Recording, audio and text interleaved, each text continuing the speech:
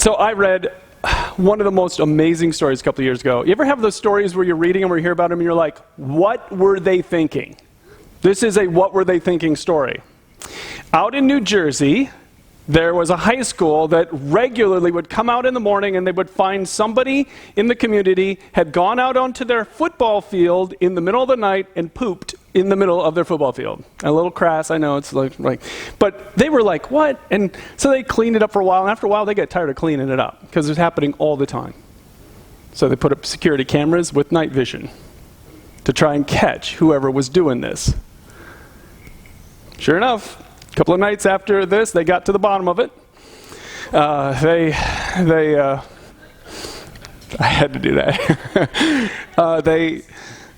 Cameras captured the person out there in the middle of the field, dropping their drawers, and they caught him and they sent the police and, arrested the person. The surprising part of it is who it was. It was from a rival school. So obviously that's not too surprising, one of their big rivals. But it was the high school superintendent. The high school superintendent thought that this was somehow a good idea to do. So he was caught, arrested, fired, lost his $250,000 a year job because of this. I mean, and when I read, I'm like, what were you thinking, right? Isn't that one of the most amazing what were you thinking stories you've ever heard? It's like, I can't even make myself think that that's a good idea on any level. I mean, maybe if you're like 11 or something, but not when you're 50. But before we judge him too harshly, isn't it true that if I were to ask you to tell me any of your, do you have any what were you thinking stories in your past? Yeah, I have one. When I was thinking about that, I'm like, I'm never telling you that story. You will never hear that story from me. I have some what was I thinking stories. It's like, we'll move on. All of us have moments in our life where we did things and made decisions and said things and then later look back and like, what was I thinking? How could I have been? But the reality is, if you think about it, is that our thoughts are affecting everything about our lives. Your present, your future, your career, your relationships, and what we're talking about now in this series, how stressed you are today. How stressed you are is directly related to what's going on in your head. And I started last week by talking about the fact that most of us think, oh no, it's my circumstances, Brian. If my circumstances were better, all of my life would be better, my stress level would go down, and that's not true. There are people right now who are living through worse things than you're living through, and they have less stress than you do. Well, how can that be? I thought it was rooted in your circumstances. No. And I'm not saying your circumstances aren't difficult. I am saying how you think about your circumstances is either raising or reducing your stress levels. It's not your circumstances alone, it's what you think about your circumstances. And so last week I told this story. I love this story. There's a group of people walking along and they came across a snake. It was just a corn snake, harmless, non-venomous, docile corn snake. And people have these things as pets. Some of the group members knew that's what it was. Oh, corn snake, cool. And no big deal, no anxiety, no fear. And the other half didn't know anything about corn snakes. And so when they saw the corn snake, they had a totally different reaction. I remember one time I was helping somebody bale hay, and if you've ever baled hay and you've grabbed a hay bale as it comes up on the mow and it falls in, sometimes when they're out baling hay, snakes get bound up in the hay bales. I didn't know that. Not a farm boy. And I went to pick this hay bale up, and all of a sudden this snake is slithering out of it. I had a specific reaction, and the person with me who'd been doing it all their life had a totally different reaction. So, I've lived this out personally. It's like, I'm like, ah! And they're like, oh. Because they knew it was harmless. Same thing. It's not the circumstance, it's how you react. It's what's going on in your head. So even in that story, when I was, half the group were like, oh, no big deal, it's just a corn snake, it's like a puppy. And they picked it up and they held it and they walked it off the path. It was no big deal, like the guy in the barn with me that day. He's like, and threw it out the window. And the other half were reacting like me, land shark, we're all gonna die. This is terrifying, we gotta get out of here, right? Same circumstance, exactly the same circumstance. And yet one has a higher stress level than the other, right? It's not your circumstances alone that are creating your stress and how you feel today. You have to understand this. It's what you think about what you're going through that's either raising or reducing your stress level. Now, that's actually some like the best news I can ever give you, because guess what? You do not have control over the first thought in your mind. But you have control over thought number 2, 3, 4, all the way to 27 billion. You have control over all of them. You don't have control over the first thought, but you have control over every thought that comes after it.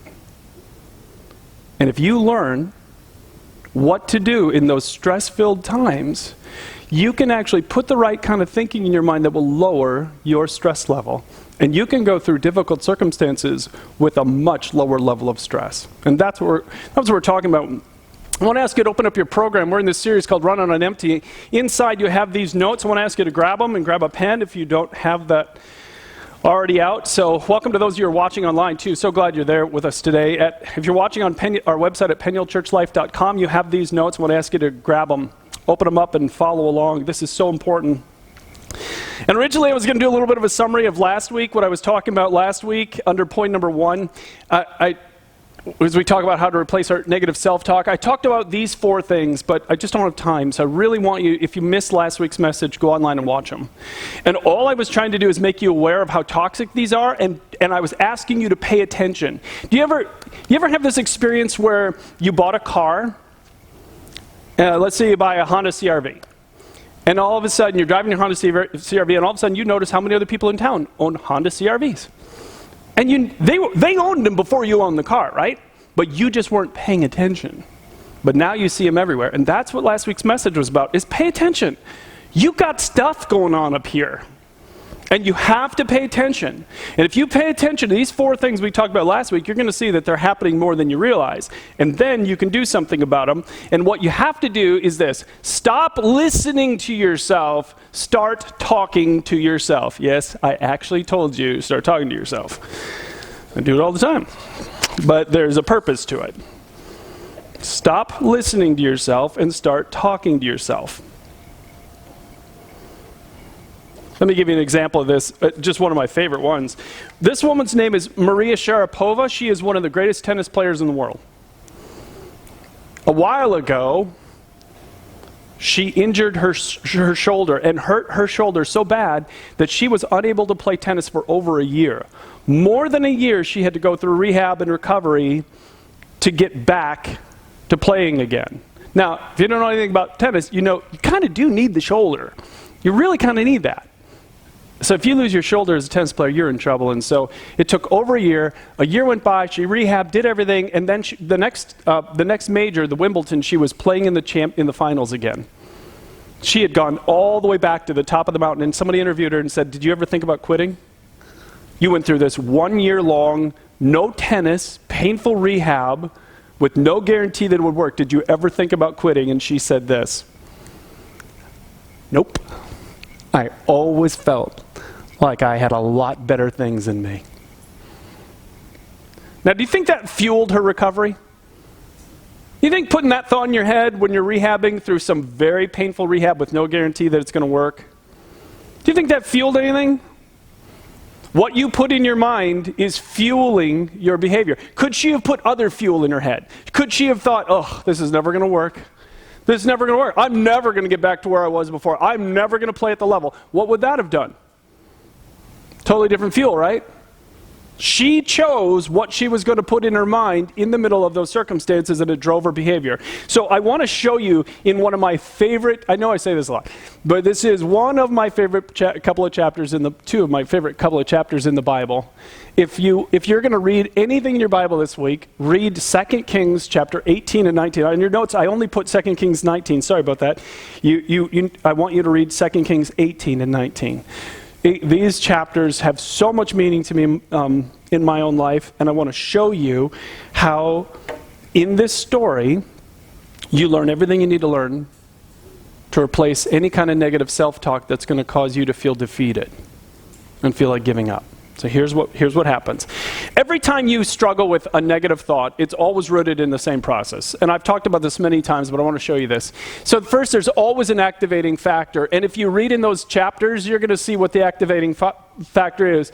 The Assyrian kings came up and They'd already conquered the area where the good King Hezekiah lived. At that time, let me give you a little history.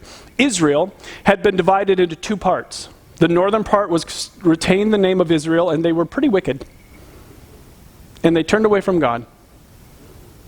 And because of that, God allowed them to be conquered. He took his protection off of them. The southern part was called Judah, and many of the kings of Judah were good people who stayed true to their God. Hezekiah was one of the best ones, and he's who you read about. But Hezekiah, at that time, decided to kind of rebel against the Assyrians. Now, here's a problem with that. This was the Assyrian Empire. So Judah is that little tiny brown part in the bottom southwest corner. So it'd be like if we had conquered Puerto Rico and Puerto Rico declared their independence from America. Okay, does that give you a little perspective in your mind? That tiny little nation country is going to take on us? I mean, it just doesn't make any sense. So this good king said, you know what? We're doing our own thing. And so Assyrians, by the way, history, archaeology has discovered the ancient city of, the capital city of Nineveh in the purple there. It's so big that it takes a human being 3 full days, 24-hour periods to walk around the outside of this thing. That was the capital. It was a massive capital. This was by many considered historically to be the world's first superpower. The world's first superpower, the Assyrians. So here's this little king down in Judah, loving in God, following God, decides, we're not taking this anymore. We're going to be our own little kingdom. So the Assyrians don't like this. Matter of fact, they are known for their ruthlessness. If you want to read some fascinating, kind of disturbing history, I mean, you go look up what the Assyrians did to anyone who fought against them. It was horrific stuff. They destroyed you if you fought against them. They didn't want to conquer you. They wanted to break you so you would never lift your hand against them again. So this is who Hezekiah decides to say, nah, we're on our own. And so to Jerusalem with an army that is so massive, we probably could walk across the whole army and never touch the ground. And so that's the activating factor. All of your thinking and stressful thinking starts with something taking place. For Maria Sharapova, it started with a shoulder injury, right? That's where it started with. Some of you have worry or bitterness or negative thinking in your mind right now because of something that happened to you this last week. Some of you got an unexpected bill this last week. It's like, oh, I didn't know that was coming. Or I didn't know it was going to be that high. Or maybe it's going to come for you this week. Oh. Or some of you got a bad medical report recently. Or someone you love did. And all of a sudden you have a lot of anxiety or fear or worry. Some of you heard rumors of layoffs or inflation or really bad economic news, and all of a sudden you're scared. And you're afraid or you're anxious. Or some of you, yeah, car is not supposed to sound like that. I know it. And all those blinky lights, this isn't a Christmas tree. This is not what it's supposed to look like in that little part there. And you're scared and nervous, and you don't know who to trust with it, and you don't know if you're getting ripped off, and there's a lot of fear. And so there's so many places where all of a sudden now you have fearful, anxious, and worried thoughts inside of your head. These are toxic for you. They are not what God wants for you. And so there's always an activating factor. And then what happens is that instantly in your mind, whenever that happens, a belief is formed. So something takes place. The Assyrians invade with a massive army, and a belief is formed. And the belief could easily be, oh, we're going to lose. We're going to be tortured. We're going to suffer. As a matter of fact, if you read 2 Kings this week, you're going to find out that one of the things that the enemy does is they surround Jerusalem and they start yelling over, the messengers start yelling over the wall so that all the people inside the city can hear. They tell them what their future is going to be unless they open the gates right now. And they say to them, by the end of this, you're going to be drinking your own urine. You're going to be eating your own other stuff because there'll be nothing left for you. But if you open the gates, we will put you in a new country where you will have vine branches and you can pick your own vines, your own grapes. Which one do you want to eat? And the officials from Jerusalem inside are saying, hey, can you speak in a different language? Because all of our people can hear this. And they're like, no, we want you all to hear this. And then the king the Assyrian king sends a letter to Hezekiah. And in the letter, part of what he says is so interesting. Listen to, I'm only reading part of it. He says to Hezekiah, "You know perfectly well what the kings of Assyria have done wherever they've gone." He said, "Have the gods of other nations rescued them?" And then he said, "What happened to the kings of Hamath and the king of Arpad?" Now, we don't know who they are, but Hezekiah would have. Maybe even had been into their kingdoms at one point. And the point is, in his mind flashed the images of these desolated capitals. And they were gone. They no longer existed. Isn't it fascinating what the king was doing? The evil king was going after Hezekiah's head. He's going after his head. That's why he had his messengers shouting in a language that the people inside the city walls could hear, because he was going after their thoughts. Because if all of a sudden you're thinking, "Oh my goodness, I'm going to be drinking my own urine, that doesn't sound very good. I'd rather be eating grapevines. I want grapes from a vine. I don't want to eat the other stuff." I want, all of a sudden, what happens? What's the emotional consequence? That's the third thing. So belief gets formed, and then you start feeling an emotional consequence: scared, hopeless, defeated, surrender. Let's just surrender. Let's give up. Let's open the gates. Let's let them in. We surrender. Don't make us go through this. So that's what he was going after. It's so fascinating. So here's what I want you to know about this. The challenge of this, A, B, and C, something happens. There's a belief that's formed. Oh my goodness, we're going to die. We're going to be tortured. And then immediately there's an emotional consequence. Your thoughts go so fast, you can't catch your thoughts most of the time. This is really important that you understand this. I showed you a slide last week. We speak at about 150 to 200 words a minute. We listen at 500 to 600 words a minute. In other words, I could talk a lot faster, and I still couldn't keep up with your ability to listen to me. But I can't maintain that pace. But then we think at about 1,300 words a minute. Do you know why we can think that fast? Because your brain thinks in pictures. When that evil king said, "Hey, remember King Arpad and his kingdom?" Immediately in his mind, remember, you ever heard the old phrase, "A picture's worth 1,000 words"? Your brain thinks this way.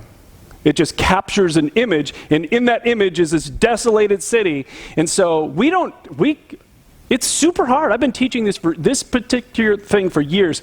I rarely catch my thinking. I don't catch it at the B level.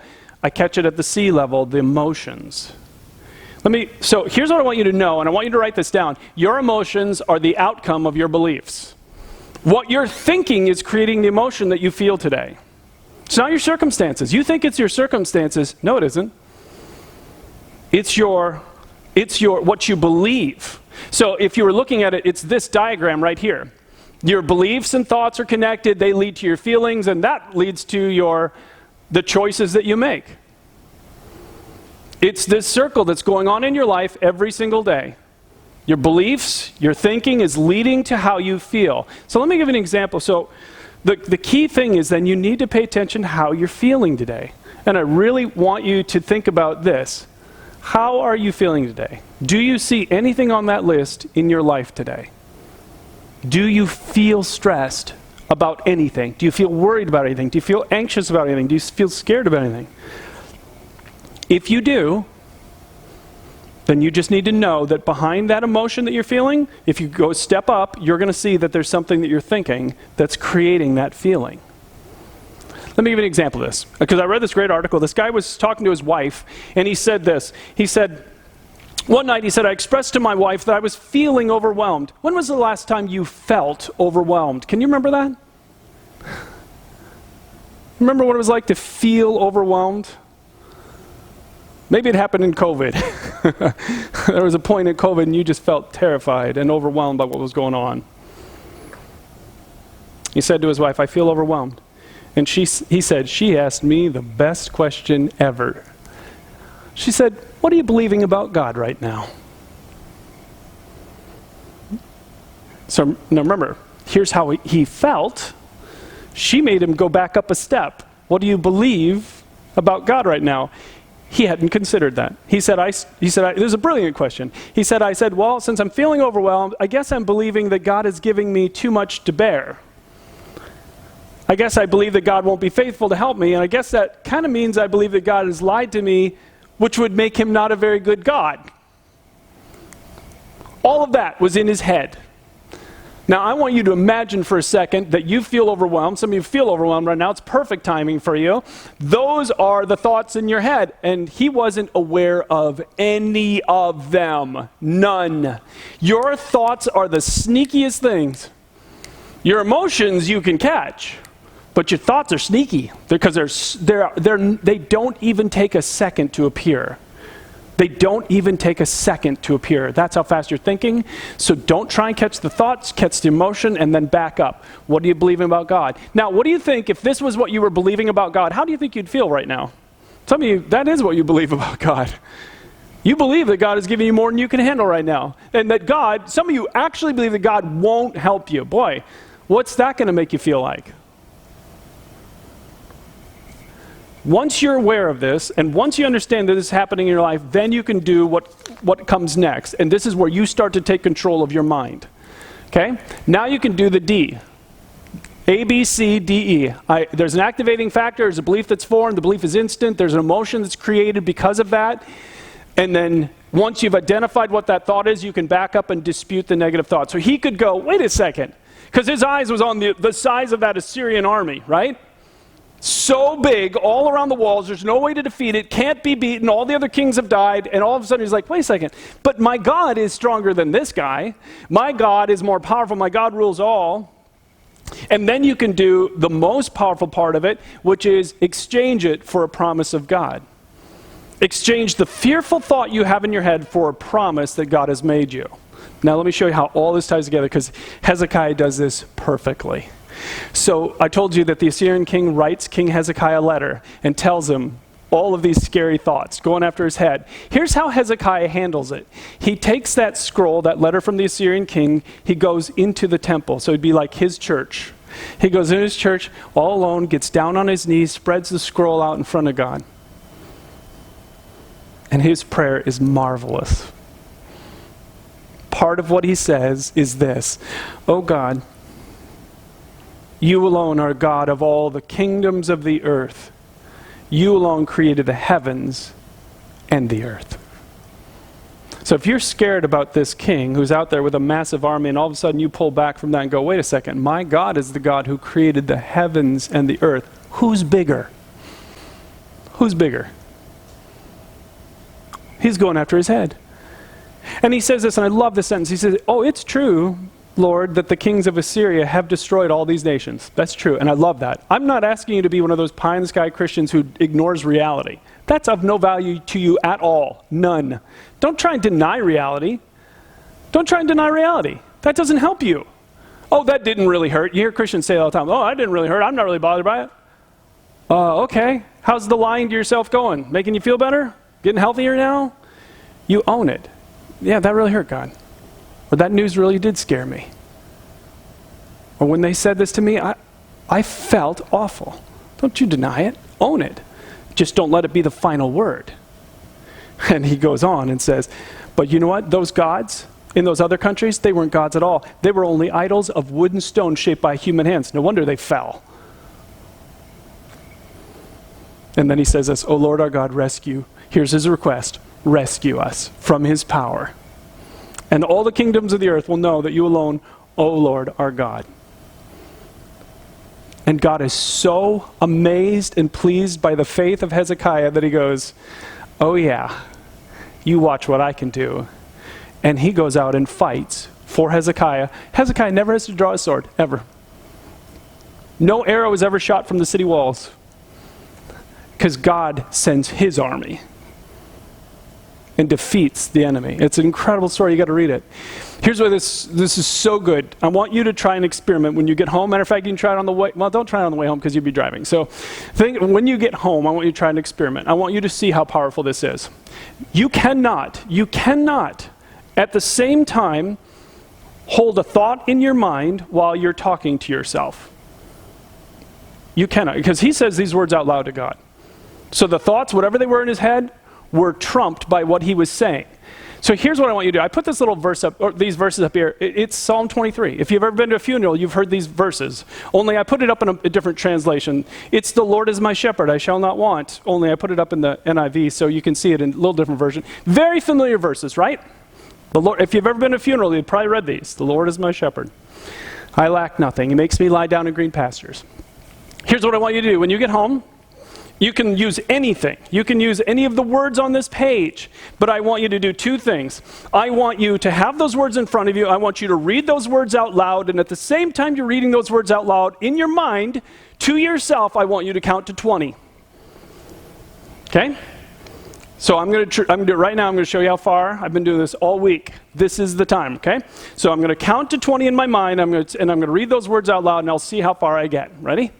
So I got to get myself going. I've been doing this a long time. So in my head, I'm going to get the count going. 1, 2. The Lord is my... Gone. The most I've made it to is 3. The most I've made it to is 3. In a whole week of doing this, I've never made it past 3.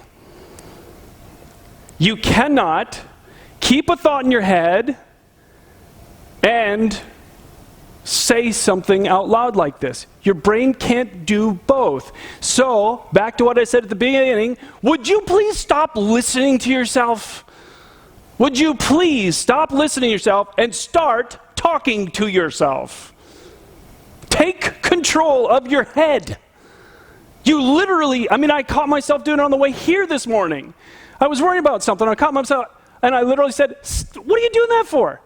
What are you doing that for? If anyone ever put a microphone in my car or my house, like, he's alone, who's he talking to? Talking to himself. It's okay though. Start talking to yourself. It's like, no, that's not true. This is what's true. You can do the dispute. You can do the exchange. Matter of fact, let me show you how biblical this is. Take a look at this verse. You ever read this in the Bible? Psalm 42:5. David said, "Why, my soul, are you downcast?" Who's David talking to? He's talking to himself. See, I'm okay. King David did this. Why are you so... And then look at his future. He said, why are you so disturbed? Put your hope in God, because you know what your future is? I will yet praise him, my Savior, my God. That's my future. So it's like, hey, self, what are you doing? Trying to drag me down? Oh, no. My God is the one I'm hoping, and you know what that means? My future is going to be good. There's going to come a day, and I'm praising him. That's my future. Talk to yourself.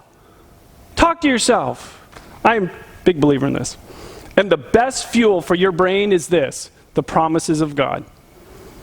You want to fuel your brain and counteract the fearful, worrisome thoughts in your head? Put the promises of God in your head, and they will counteract all the fear and the anxiety. Matter of fact, if you flip your notes over in the back, I put a whole list of the promises of God that you can put in your mind today. As a matter of fact, this is just some. Google it. You can find so many others. But I'll show you how this all works, because I've been working on this now in my life for the last 2 weeks. So, a couple of weeks ago, I told you one of the most toxic things you can let in is worry. Right? Some of you are so worried today about something in your life that's got you so bothered. How's that worrying going? Almost got it solved, right? Now that you're worried so much about it? You feel so much better, and the problem is going away. The more you worry about it, the better everything's getting, right? We make ourselves sick. And Jesus, because he loves us, says, hey, I don't want this for you. I want you to bring your requests to me, wait with some expectation, and watch what I do. I got you.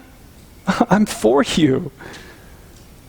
So, caught myself worrying about one of my favorite subjects to worry about, my kids. So, it's like once I started paying attention, I started seeing how much I was doing this wrong. It's like, oh, I'm doing this. This isn't right. So here's what happened. It was like I said, a couple weeks ago. So I caught myself. There was an activating factor. There's this painful and difficult situation in one of my kids' lives, and I was worrying about it. To no positive outcome at all. None. Nothing positive was happening because I was worrying about it. So the belief in my mind, once I became aware of what I was doing, was, oh, things will never get better. They will only get worse. There's no positive outcome from this, and this is too difficult to change. Wow, can't imagine why I didn't feel good. Why would I be worried about one of my kids, right? Because all of those beliefs were in there, and I wasn't even aware of it. Your beliefs are so sneaky. Your beliefs are sneaky. I had no idea all that was in my head till I actually caught it at letter C. I was worried and I backed up to letter B. That's what I'm telling you. Pay attention to your emotions and back up. What do I believe about God? What do I believe about this situation? And once you see it, you can go, oh, that's kind of, so literally, I was doing this, I was praying to God at the time. So I caught myself worrying in my prayer time. That's where I caught it. So I would start having a conversation.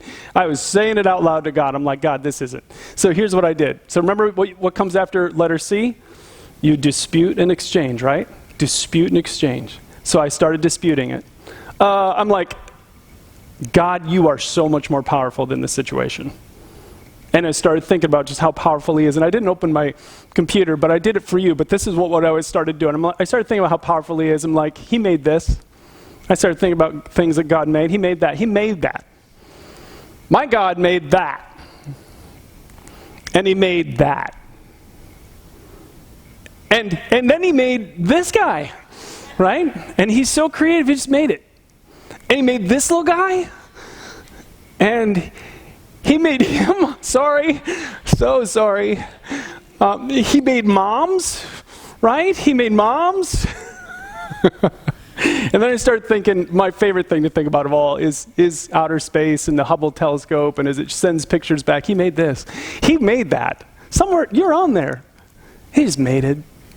He's so strong, he just made that. And as the Hubble sends back pictures, we see things like that. He made that. Knowing that someday a telescope that we made would get far enough out there that we could actually start to discover some of the things that he's hidden in our universe for us to discover. He made this.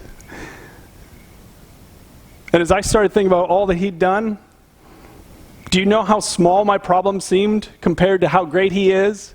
You can dispute the negative with the positive. And then I did what I said to do. I was reading in Ephesians at the time, and do you know there's this wonderful promise in Ephesians 1:11 says he makes everything work out according to his plan. So I started claiming that back to God. I said, hey God, you said this. You said that you'll make everything work out. Here's the situation. Can't wait to see what you would do. And now all of a sudden, I'm not worried. I'm waiting expectantly. Not a thing has happened yet. Nothing. But I don't need to be afraid, and I don't need to be anxious, and I don't need to be worried. Either that verse is completely true, or he's a liar, and we need to stop doing this. One of those is true. And if he's a liar about any one thing that he's promised us, he's a liar about everything. And I don't believe he's a liar. I think every promise he's made is absolutely unconditionally true. It's going to come. That's going to happen. And I just got to wait expectantly. And while I'm waiting, anytime. So it's so fun. Now, whenever that thought comes up and I'm tempted to be worried, I just go right back through dispute and exchange. So what happens is I don't worry about it anymore. Because I don't control my first thought. But I sure am in control of every thought after that first one. That's what I want you to know. So what do you do with this? A couple of things. On your notes, I didn't write this down. I really want you to think about it, though. I really want you to say, what are you feeling today? I really want you to think, do you feel negative or anxious or hopeless or discouraged? Some of you feel so discouraged today. Okay, just pay attention to that. And then what I want you to do is journal about what you're feeling. So on the back of your notes, I put the sample that I use when I do this, because I journal on my laptop or in a notebook, either one. Some of you are like, I hate journaling. This guy talks about journaling all the time. Yes, I'm a big believer in that. Because you have junk in your head and you have zero awareness of it. None. It's like you put fuel in your head that's destroying your engine. And you don't even know it. You've got to get to it. So here's what I do. When I find myself feeling something, like when I feel overwhelmed, I sit down and this is what I do. I put the date down. I tell the story of what's happening in my life. I write it out. This is happening, this is happening, this is happening. And then I say, what emotions am I feeling? And there's a chart. There's a little QR code on the back of your notes. You can scan that. It'll give you a chart of different emotions. Many times I just look at the chart and I'm like, oh, I feel this one. I feel this one. And I put them down. And then I do the next thing. What do I believe about the situation? Back it up. Make yourself figure out what's in your head. Because once you know what's in your head, now you can do D and E. You will be amazed. You will be amazed how much stuff you got in your head that you are not even aware of. And when you look at it on paper, you're like, sometimes it makes me laugh. Sometimes I look at it on paper and I'm like, well, no wonder I feel like this. Anybody who thought this would feel like this. Once you can see it, now you can do something. You can dispute it. What does God say? And then I find his promises, and like I said, there's a whole list of them right there for you. And then I say, here's what and I talk to myself. It's like, this is what God has promised. I'm going to choose to believe this. And God, I'm waiting expectantly for you. Can't wait to see you show up and do something in this. You haven't done it yet, but I'm waiting for you. Thank you. And now I can live with peace and calm in the middle of circumstances that are normally stressful. I'll tell you right now, some of you really are struggling with this, and you are ignoring one of the most important fuels for your life. If you follow Jesus, it is imperative that you fuel your brain with the Bible. You have to learn how to read this book, or to listen to this book. I had a good friend who had a reading disability, and so he bought it, the Bible on CD. And everywhere he went in his vehicle, he had the Bible playing. What a wonderful solution. You've got to find a way, and if you're really struggling, grab a Bible. We give them away for free. If you're watching online, we will send you one if you ask for one. And just flip to the biggest book in the middle, Book of Psalms. I can't tell you how many times God has given me exactly the promise I needed in that book. Let him speak to you. Now, if you're just exploring your faith with us online or here, everything changes when your thinking changes. That's what I believe. I used to believe when I was younger that there's nothing more to this God stuff than just believing that God exists and maybe doing some church service once in a while, but not much more than that. Because that's how everybody around me lived. They went to church on Christmas and Easter, and the rest of the week, they lived like however they wanted to live. They were sometimes violent, and sometimes drunk, and sometimes coarse, and it's like, oh, okay. There's nothing to this God stuff. Just believe in God, and that's all you need to do. Until I learned that there's so much more to this God stuff than just believing in a God. You can actually have a relationship with this God through his son Jesus. And that relationship never begins until you accept some truth in your head. That the Bible says that in order to be with him, we have to be like him, which is perfectly loving. And if you want to claim perfectly loving all your life, then we have a different conversation to have. Because you haven't even been close, and neither have I. And we have stained our souls with all of these unloving things we've said and done, and the stuff we've brought into the world. And so Jesus came and sacrificed himself on a cross for all of us. And then he rose again and he said, hey, anyone who turns to me, if you will turn to me and you will let me, I will give you gifts. I will give you forgiveness. I will spiritually make your soul come alive. He says he will make your soul holy and blameless. Put you in his family forever. It's a forever relationship. Let me have you bow your heads. My whole life changed when I understood the truth of that message and I asked for that gift. Your life will begin to change the day you get to the end of yourself and you turn to him and you let him give you this gift. And maybe you're there now. Maybe this is time. With your faith, you can say something like this in your heart to him. Say, Jesus, I'm turning to you today. I certainly have done things that are wrong and I know it. And I've heard that you died on the cross for me. Please forgive me. Please come and make your home inside of me today. I want to really get to know you. In Jesus' name, amen.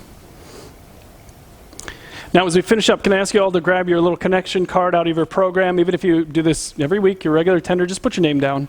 But maybe you prayed and asked Jesus to forgive you or renewed your commitment. Let us know. We'll send you some stuff in the mail as our way of saying thanks for letting us know about this. Well, if you're watching online, we have a little box in the upper right-hand corner that says it's our Said Yes box. Just click that box and let us know what you've done, and we'll send you some material in the mail for you to read. So thanks so much for coming, and we hope to see you again next week.